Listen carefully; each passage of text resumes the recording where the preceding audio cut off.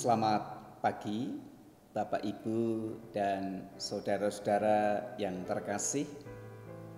Pagi ini kita semua tentu mengucap syukur atas segala berkat dan anugerah yang Tuhan limpahkan kepada kita. Dan pagi ini kita bersama-sama boleh bangun dari tempat tidur kami dengan kesegaran dan kekuatan yang selalu diperbaharui oleh Tuhan. Mari kita mengucap syukur di dalam doa dan mempersiapkan diri untuk merenungkan sabda Tuhan. Mari kita berdoa. Segala puji dan syukur kami panjatkan kehadirat Tuhan. Karena Tuhan selalu mengasihi dan memberkati kami semua dimanapun kami berada. Dan pagi ini dengan kesegaran yang baru, kami boleh bangun dari tempat tidur setelah kami beristirahat semalam. Terima kasih Tuhan untuk penyertaan Tuhan. Dan pagi ini sebelum kami menjalankan aktivitas kami, terlebih dahulu kami akan merenungkan sabda Tuhan yang selalu menguatkan dan juga memberikan penghiburan bagi kami. Terlebih di tengah-tengah kondisi saat ini, kami hanya berserah dan pasrah ke tangan Tuhan. Terima kasih Tuhan Yesus. Amin. Bapak Ibu dan saudara-saudara yang dikasihi Tuhan, firman Tuhan yang akan kita dengarkan pagi ini akan saya ambilkan dari kitab Mazmur pasal 114 ayat 1 sampai dengan ayat 8. Mazmur 114 ayat 1 sampai dengan ayat 8. Firman Tuhan mengatakan demikian. Kejadian yang ajaib pada waktu Israel keluar dari Mesir. Pada waktu Israel keluar dari Mesir, kaum keturunan Yakub dari bangsa yang asing bahasanya, maka Yehuda menjadi tempat kudusnya, Israel wilayah kekuasaannya. Laut melihatnya, lalu melarikan diri, sungai Yordan berbalik ke hulu. Gunung-gunung melompat-lompat seperti domba jantan, dan bukit-bukit seperti anak domba. Ada apa? Hai laut, sehingga melarikan diri. Hai sungai Yordan, sehingga engkau berbalik ke hulu.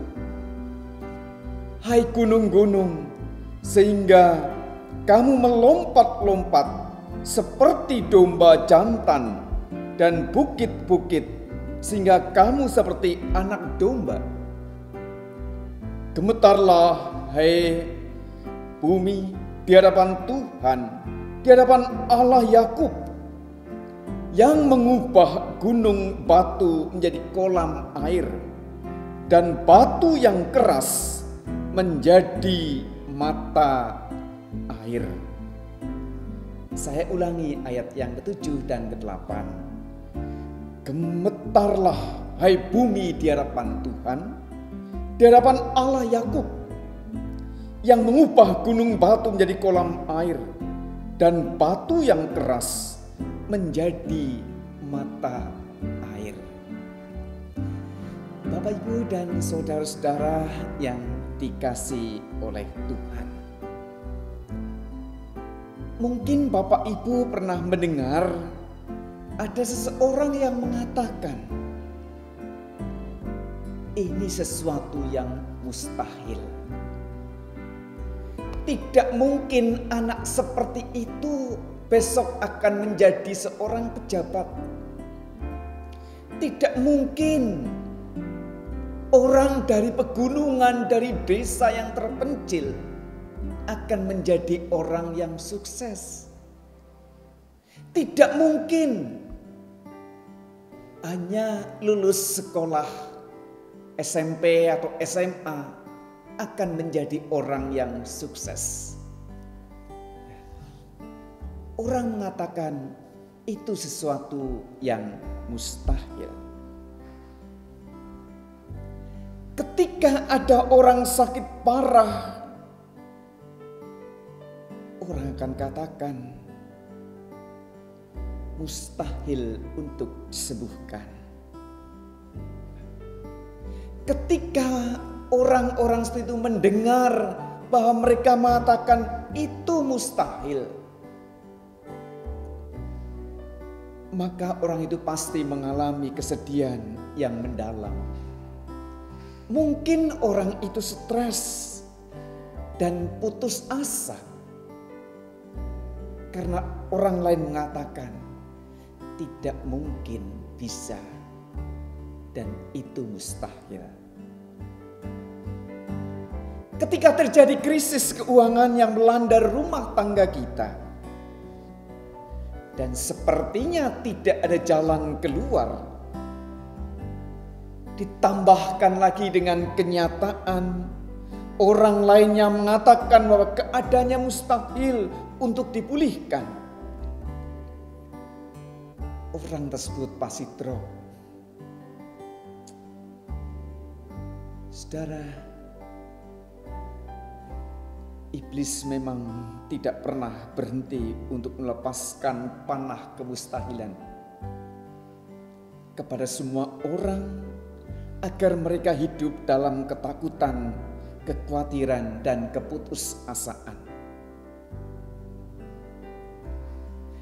Dalam hidup ini seringkali kita dibawa kepada suatu masalah, situasi atau keadaan yang secara manusia memang mustahil. Mungkin sakit parah dan tidak mungkin ditolong oleh seseorang. Namun pemazmur yang baru kita baca bersama-sama kembali menegaskan dan menguatkan bahwa manusia boleh saja berkata bahwa segala sesuatu itu tidak mungkin. Tetapi bagi Tuhan tidak ada perkara yang mustahil. Bahkan di dalam Injil Markus 9 ayat 23, tidak ada yang mustahil bagi orang-orang yang percaya. Artinya saudara, ketika manusia mengandalkan Tuhan dan percaya terhadap janji firman-Nya, maka semua itu tidak ada yang mustahil. Apa yang tidak pernah dilihat oleh mata dan tidak pernah didengar oleh telinga dan yang tidak pernah timbul di dalam hati manusia, semua yang disediakan Allah untuk mereka yang mengasihi Dia. Mungkin Bapak, Ibu, dan saudara pernah mengalami kejadian-kejadian yang luar biasa, yang menurut pemikiran kita, menurut pemikiran manusia, itu sesuatu yang sangat-sangat berat dan seolah tidak ada jalan keluar. Tetapi pertolongan Tuhan kadang tidak terkira. Pertolongan Tuhan tepat pada waktunya. Ketika terjadi pernikahan di Kana, tuan rumah hampir saja dipermalukan. Karena apa? Kekurangan anggur, kekurangan hidangan. Mungkin semua orang mencela kenapa bisa terjadi seperti itu. Tapi ketika Tuhan melihat dan Tuhan ingin terjadi mujizat yang luar biasa, tidak pernah dilihat oleh manusia, tidak pernah disangka bahwa air dalam tempayan itu diubah menjadi anggur yang manis. Bukankah ini sesuatu yang di luar kemampuan manusia? Bukankah ini sesuatu yang menjadi kuasa Tuhan? Nah, oleh karena itu saudara-saudara, di tengah-tengah kehidupan kita saat ini, mari kita belajar tidak takut menghadapi apapun juga. Karena Tuhan kita itu berkuasa untuk mengerjakan hal-hal yang mustahil. Hal-hal yang di luar pemikiran manusia. Hal-hal yang tidak terjangkau oleh kekuatan manusia. Apa yang harus kita lakukan agar kita bisa bertahan menghadapi kehidupan ini? Sekarang semua umat manusia, bangsa dan negara di tengah-tengah dunia ini kena dampak yang namanya pandemi COVID-19. Semua merasakan. Ada yang mungkin bangkrut usahanya. Ada yang putus asa karena mendapatkan PHK. Ada yang baru merintis sebuah usaha, tapi belum sampai berjalan, harus berhenti. Banyak masyarakat yang terkena PHK, generasi muda,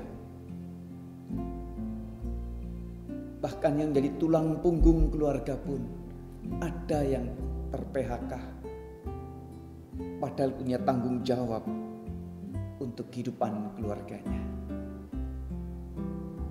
Di tengah-tengah kehidupan ini, apakah Tuhan tetap bekerja? Apakah Tuhan melihat kita? Semua ada dalam kendali Tuhan. Semua ini ada dalam kuasa Tuhan. Sehingga apapun yang terjadi, apapun yang sedang kita alami, baik duka cita, sukacita, kesusahan, kegembiraan, itu ada di dalam kendali Tuhan. Apa yang terjadi saat ini sebenarnya? Pergumulan-pergumulan yang terjadi dalam kehidupan manusia pernah terjadi di tengah-tengah kehidupan umat Israel. Di tengah-tengah kehidupan umat pilihan Tuhan. Di tengah-tengah para pelayan-pelayan Tuhan, rasul-rasul Tuhan pernah mengalami pergumulan dan kehidupan yang berat. Tetapi di balik semuanya itu, ternyata Tuhan berkarya. Pertolongan Tuhan itu tepat pada waktunya. Bukan sesuatu yang sulit bagi Tuhan mengubah duka cita menjadi sukacita. Bukan sesuatu yang sulit mengubah suasana yang mengerikan ini menjadi suasana yang menyenangkan. Yang penting Bapak, Ibu, dan Saudara, di tengah-tengah kehidupan ini kita belajar menjadi orang Kristen yang sabar. Karena dengan kesabaran inilah maka kita bisa menjalani kehidupan tahap demi tahap dengan baik.